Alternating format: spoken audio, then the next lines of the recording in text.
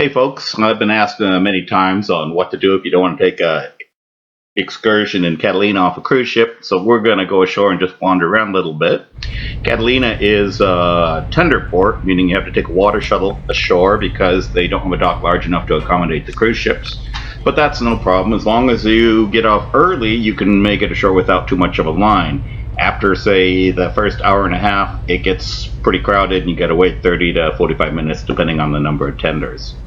And if you're a Priority Club member, they usually have early boarding for you if you show your card. But the tenders are pretty quick, and they take you ashore and they drop you right at the far right hand side here, showing the Catalina Express dock. 5 to 7 minute walk from there into downtown. Flat, nice wide sidewalks, easy to go, ADA easily accessible. And upon coming to shore, turn around, there's your home sweet home sitting out there on the horizon, right within view the whole time that you're ashore. Some of the tenders are 2 levels. If you want to be the first off the tender, sit downstairs because the dock obviously is a single layer dock and lets you off on the ground level. Fun little stop here is the Marlin Club on Catalina Avenue, half a block in. Little dive bar, one of only 2 on the island. And clean bathrooms and good selection of drinks. This is Front Street downtown, and right there in that 7-minute walk away, shops, art stores, even has a little brew pub in there, restaurants, just lots of cool little things to check out.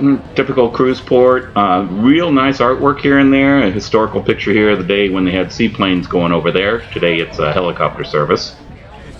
And it's right there at the beach, so you're right literally on the beach, and again able to glance out at your home on the horizon there. Must see if you're walking around there is the Green Pleasure Pier. When Wrigley bought the island in the early 1900s, it's told that his family picked out this green color to make it stand out and festive, and for over 100 years it's been this color. It's really cool. There's a couple of little shops out there. You can get snorkel gear. You can rent a putt-putt boat and motor around the harbor if you want. Open air fish and chips. And other little tour shops out here. So it's really fun to explore. Look over the side. If you see what look like goldfish in the water, those are the California state fish called Garibaldi. They swim around the pier down there, and you might see some sea lions as well. And then if you turn around, you'll get a beautiful panoramic view of lovely Avalon, Wrigley Mansion up on the hill on the left-hand side. The beach is right here, free, bathrooms on the land side of the pier, easily accessible, and it's a great thing to wander around and see. If you go up Sumner Avenue, you'll see Pete's Cafe, another outside eatery. Really nice, easy, simple sandwiches, Hispanic food, beer. Great place to hang. Get back to the tender dock at least 45 minutes before the last tender. You don't want to be in that long line. And then you get out and hang out at your anchored ship for an hour, and then they pull up anchor and head off into the sunset to continue your cruise.